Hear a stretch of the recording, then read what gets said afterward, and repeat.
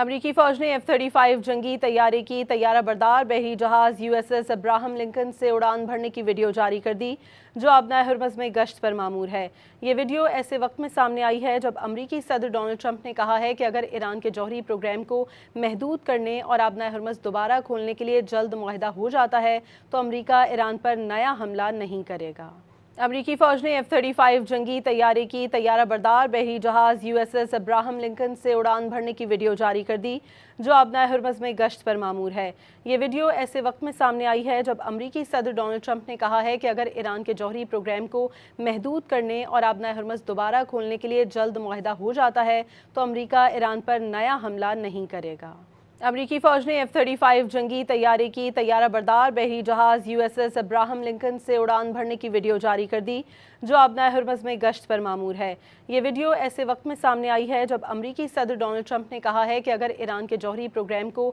محدود کرنے اور آبنائے ہرمز دوبارہ کھولنے کے لیے جلد معاہدہ ہو جاتا ہے تو امریکہ ایران پر نیا حملہ نہیں کرے گا۔